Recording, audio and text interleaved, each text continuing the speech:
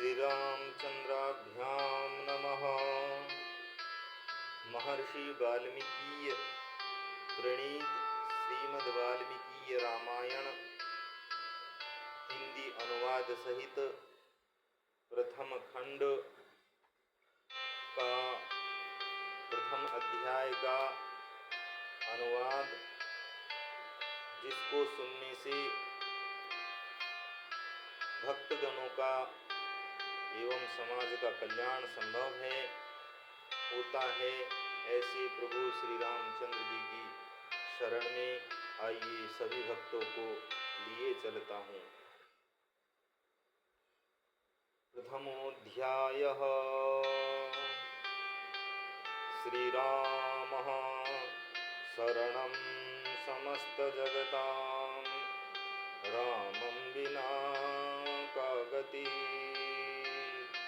रामेण प्रतिहन्यते कलिमलं रामाय कार्यं नमः।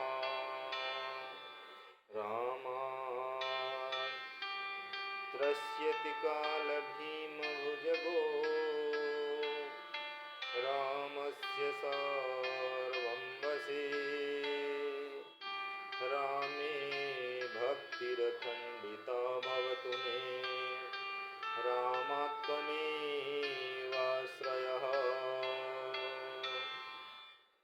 इस कलयुग की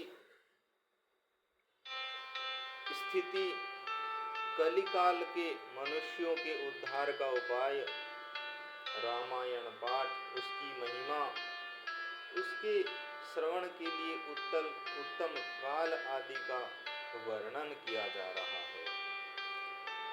श्री रामचंद्र जी को साष्टांग प्रणाम करते हुए श्री रामचंद्र जी समस्त संसार को शरण देने वाले, श्री राम के बिना दूसरी कौन सी गति है। श्री राम कलयुग के समस्त दोषों को नष्ट कर देते हैं। अतः श्री रामचंद्र जी को मैं बारंबार प्रणाम करता हूँ। श्री राम से काल रूपी भयंकर सर्प भी डरता है। जगत का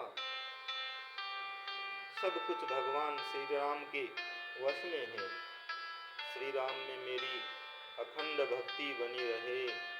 हे राम, आप ही मेरे आधार हैं। चित्रकूटालयं राममिन्दिरानन्दमन्दिरं वन्दे च परमानन्दं भक्तानामभयप्रदम्।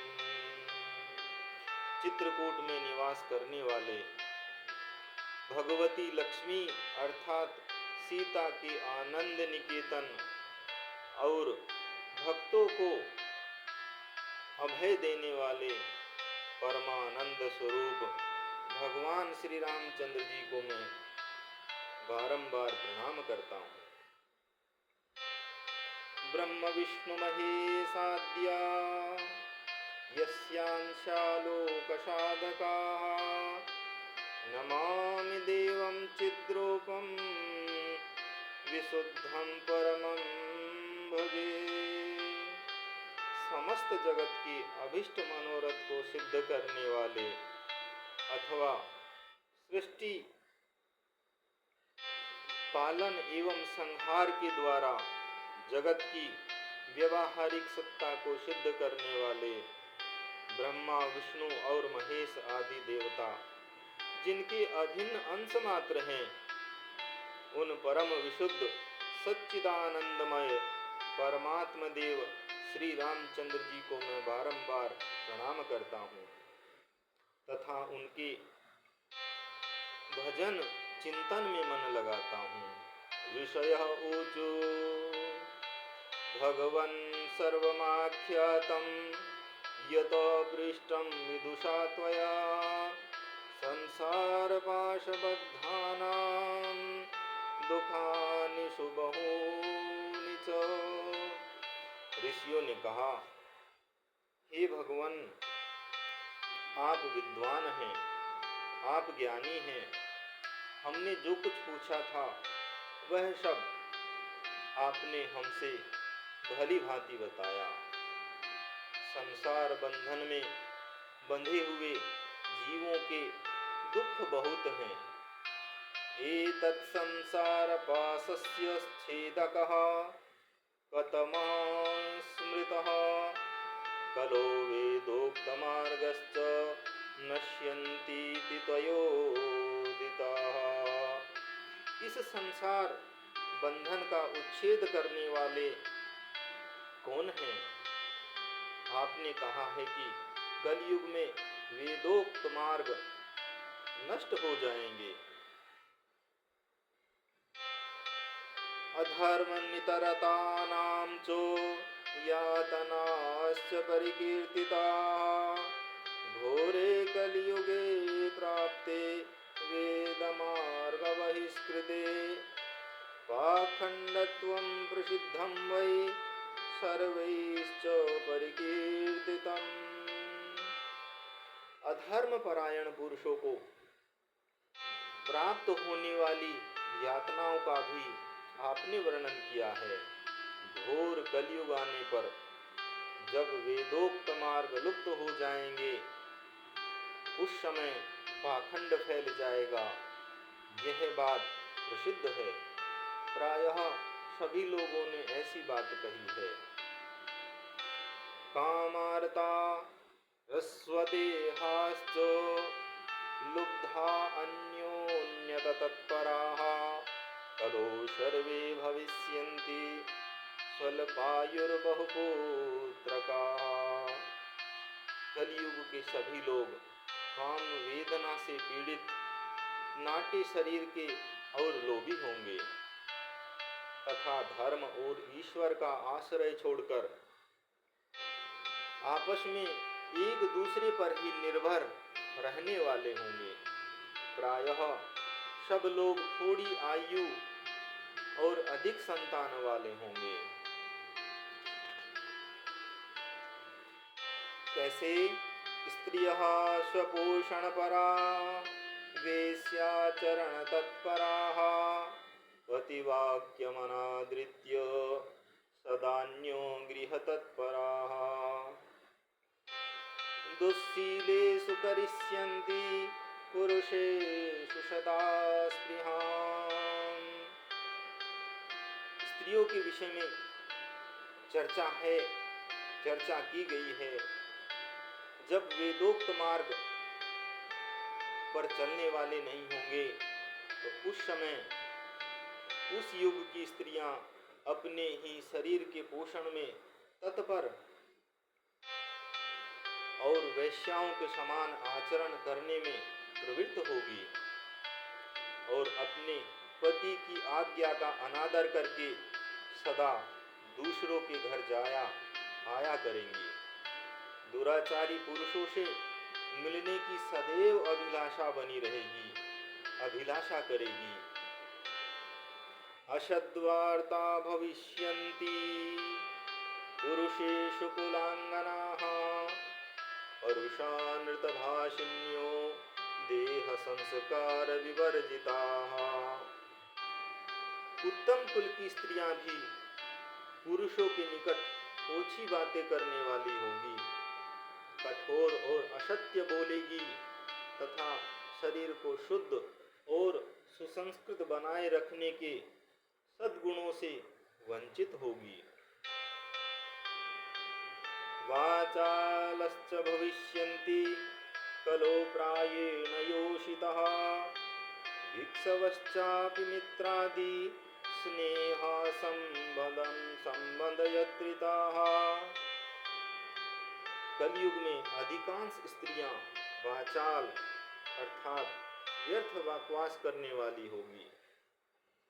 भिक्षा से जीवन निर्वाह करने वाले सन्यासी भी मित्र आदि के स्नेह संबंध में बंधे रहने वाले होंगे। अन्नोपाधि निमित्तेन शिष्यान् बध्नन्ति लोलुपाः उभाभ्यामपि पाणिभ्यां शिरः कण्डूयनं स्त्रियः कुर्वन्त्यो गृहभर्तॄणाम् आज्ञां तंद्रिता। वे भोजन के लिए चिंतित होने के कारण लोभवश शिष्यों का संग्रह करेंगे। स्त्रियां दोनों हाथों से सिर खुजलाती हुई गृहपति की आज्ञा का जानबूझकर उल्लंघन करेगी। पाखंडालापनिरताः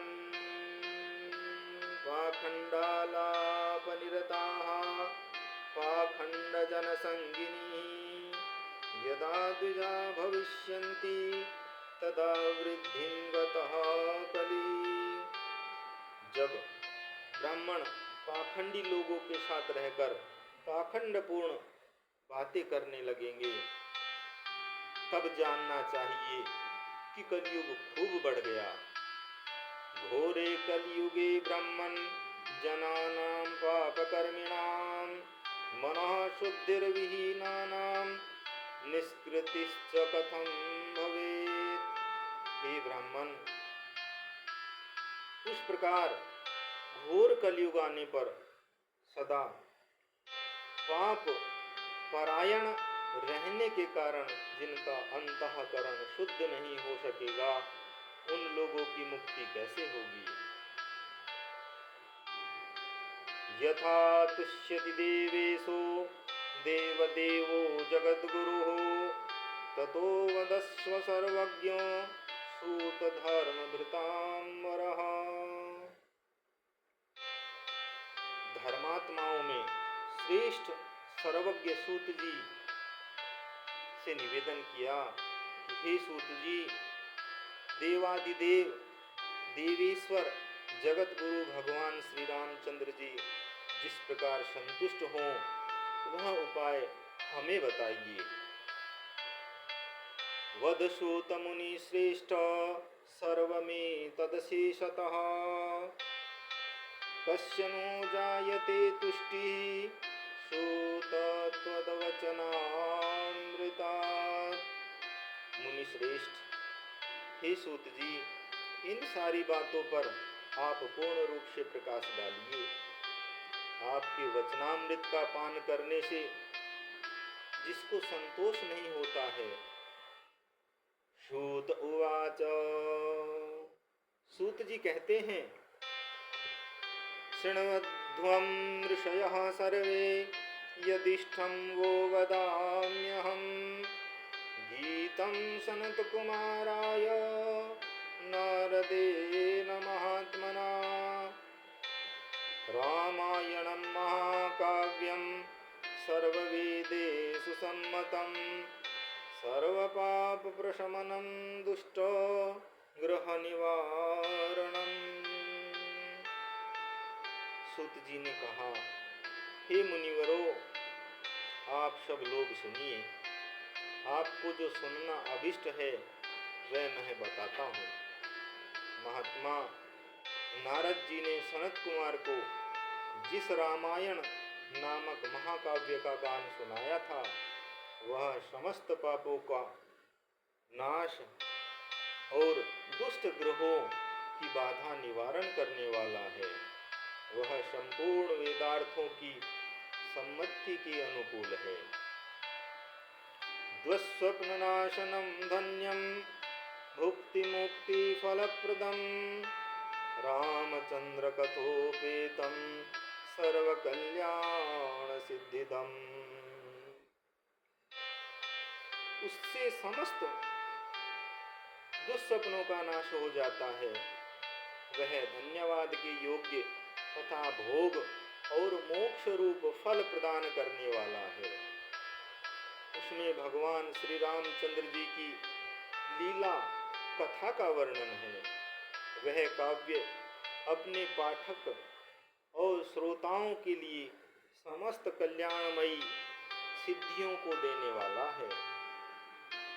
धर्मार्थ काम मोक्षाणां हेतुभूतं महाफलम् अपूर्वं पुण्यफलदं शृणुध्वं सुसमाहिताः। धर्म, अर्थ, काम और मोक्ष इन चारों पुरुषार्थों का साधक है, महान फल देने वाला है। यह अपूर्व काव्य पुण्यमय फल प्रदान करने की शक्ति रखता है। आप लोग एकाग्रचित होकर इसे श्रवण करें। महापातक युक्तो वा सर्वपातकैः श्रुत्वैतदार्शं दिव्यं हि काव्यं शुद्धिमवाप्नुयात्। रामायणेन वर्तन्ते सुतरां ये जगद्धिताः त एव कृतकृत्याश्च सर्वशास्त्रार्थकोविदाः। महान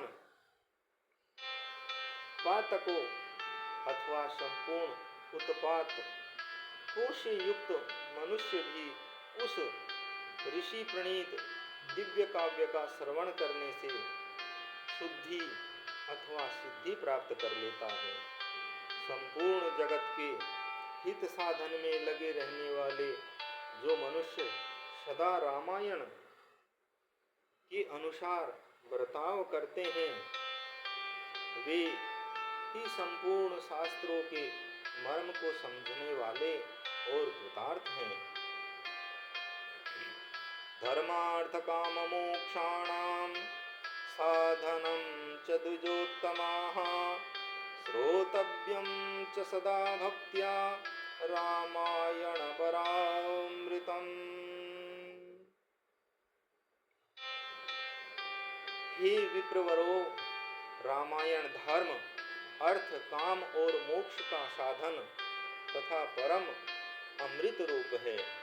अतः सदा भक्ति भाव से उसका श्रवण करना चाहिए। पुरार्जितानि पापानि नाशमायान्ति यस्य वै रामायणे महाप्रीतिस्तस्य वै भवति ध्रुवम्। जिस मनुष्य के पूर्व जन्मों और पार्जित सारे पाप नष्ट हो जाते हैं, उसी का रामायण के प्रति अधिक प्रेम होता है।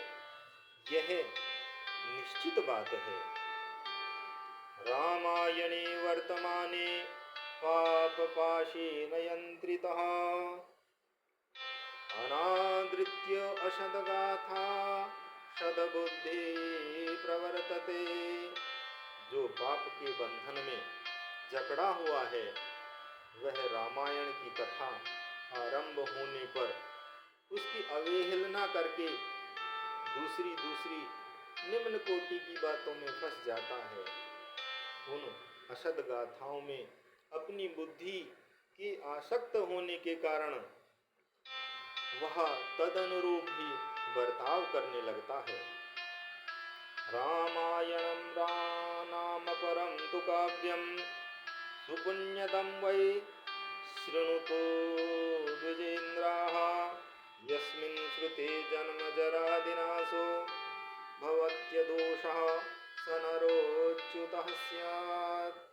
इसलिए हे द्विजेंद्रगण, आप लोग रामायण नामक परम पुण्यदायक उत्तम काव्य का श्रवण करें, जिसके सुनने से जन्म, जरा और मृत्यु के भय का नाश हो जाता है तथा श्रवण करने वाला मनुष्य पाप दोषों से रहित हो अच्युत स्वरूप हो जाता है। वरम वरेण्यम वरदम तु काव्यम संतारयत्स्यासु च सर्वलोकं संकल्पितार्थं प्रमदादि काव्यं श्रुत्वा च रामास्य पदं प्रयाति। रामायण काव्य अत्यंत उत्तम, वर्णनीय और मनवांछित वर देने वाला है। वह उसका पाठ और श्रवण करने वाले समस्त जगत को शीघ्र ही संसार सागर से पार कर देता है। उस आदि काव्य को सुनकर मनुष्य श्री रामचंद्र जी के परम धाम को प्राप्त कर लेता है। ब्रह्मेश विष्णवाख्य शरीर भेदैर विश्वं सृज्यति च पाति यश्च तमादिदेवं परमं वरेण्यं मादाय चेत्युपयाति मुक्तिं। जो ब्रह्मा, रुद्र और विष्णु नामक भिन्न भिन्न रूप धारण करके विश्व की सृष्टि, संहार और पालन करते हैं, उन आदिदेव परमोत्कृष्ट परमात्मा और श्री रामचंद्र जी को अपने हृदय मंदिर में स्थापित करके मनुष्य मोक्ष का भागी होता है। यो नाम जात्यादि विकल्पहीनः हरावराणां परमः परः स्यात् वेदान्त्यविद्यो स्वरुचा प्रकाशः सवीक्ष्यते सर्वपुराणवेदैः। जो नाम तथा जाति आदि विकल्पों से रहित, कार्य कारण से परे, सर्वोत्कृष्ट वेदांत शास्त्र के द्वारा जानने योग्य एवं अपने ही प्रकाश से प्रकाशित होने वाला परमात्मा है, उसका समस्त वेदों और पुराणों के द्वारा साक्षात्कार होता है। इस रामायण के अनुशीलन से भी उसी की प्राप्ति होती है। ऊर्जे माघे शीते पक्षे चैत्रे च द्विजसत्तमाः नवान्ना खलु श्रोतव्यं रामायण कथामृतम्। हे विप्रवरों, कार्तिक, माघ और चैत्र मास के शुक्ल पक्ष में 9 दिन में रामायण की अमृतमयी कथा का श्रवण करना चाहिए। इत्येवं शृणुयाद्यस्तु श्रीरामचरितं शुभं सर्वान् कामवाप्नोति परत्रामुत्र चोत्तमान्। जो इस प्रकार श्री रामचंद्र जी के मंगलमय चरित्र का श्रवण करता है, वह इस लोक और परलोक में भी अपनी समस्त उत्तम मनोकामनाओं को प्राप्त कर लेता है। त्रिसप्तकुल संयुक्तः सर्वपाप विवर्जितः प्रयाति राम भवनं यत्र गत्वा न शोचते। वह सब पापों से मुक्त हो अपनी 21 पीढ़ियों के साथ श्री रामचंद्र जी के उस परम धाम में चला जाता है, जहाँ जाकर मनुष्यों को कभी शोक नहीं करना पड़ता। चैत्रे माघे कार्तिके च शीते पक्षे च वाचयेत् नवासु महापुण्यं श्रोतव्यं च प्रयत्नतः। चैत्र, माघ और कार्तिक के शुक्ल पक्ष में परम पुण्यमय रामायण कथा का नवाह पारायण करना चाहिए तथा 9 दिनों तक इसे प्रयत्नपूर्वक सुनना चाहिए। रामायणमादिकाव्यं स्वर्गमोक्षप्रदायकं तस्माद् घोरे कलियुगे सर्वधर्मबहिष्कृते नवभिर्दिनैः श्रोतव्यं रामायण कथामृतम्। रामायण आदि काव्य है, यह स्वर्ग और मोक्ष देने वाला है। अतः संपूर्ण धर्मों से रहित घोर कलयुग आने पर 9 दिनों में रामायण की अमृतमयी कथा को श्रवण करना चाहिए। राम नाम परायेतु घोरे कलियुगे द्विजाः त एव कृत्याश्च न कलिर्बाधते हितान्। हे ब्राह्मणों, जो लोग भयंकर कलिकाल में श्री राम नाम का आश्रय लेते हैं, वे ही कृतार्थ होते हैं। कलयुग उन्हें बाधा नहीं पहुंचाता।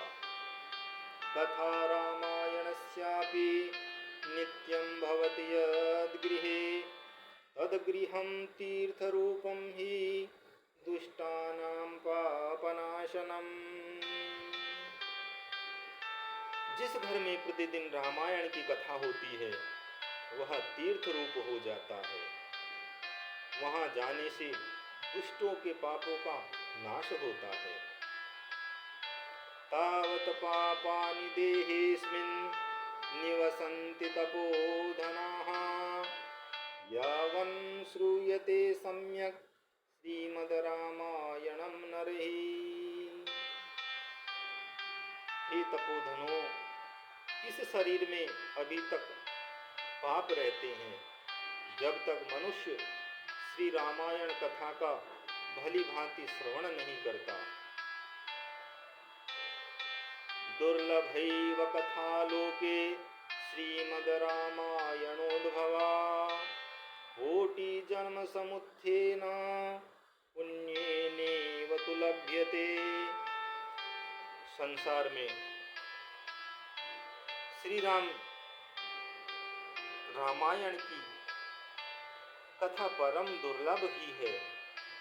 जब करोड़ों जन्मों के पुण्यों का उदय होता है तभी उसकी प्राप्ति होती है। ऊर्जे माघे शीते पक्षे चैत्रे च द्विजसत्तमाः यस्यो श्रवणमात्रेण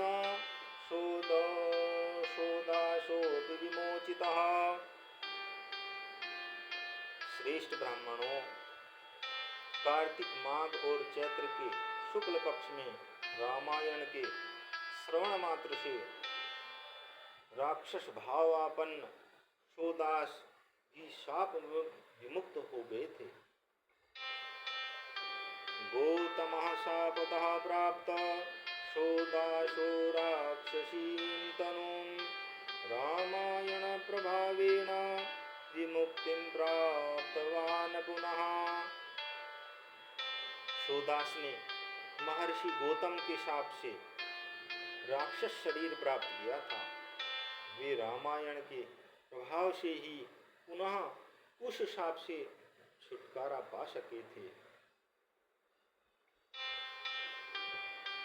यस्त्वे तच्छृणुयाद भक्त्या राम भक्ति परायणः समुच्यते महापापै पुरुषः पातकादिभिः। जो पुरुष श्री रामचंद्र जी की भक्ति का आश्रय ले प्रेम पूर्वक इस कथा का श्रवण करता है वह बड़े बड़े पापों तथा पातक आदि से मुक्त हो जाता है। इति स्कंद पुराणे उत्तरखंडे नारद सनत कुमार संवादे रामायण महात्म्ये कल्पानुकीर्तनम नाम प्रथमोऽध्यायः। इस प्रकार श्री स्कंद पुराण के उत्तरखंड में नारद सनत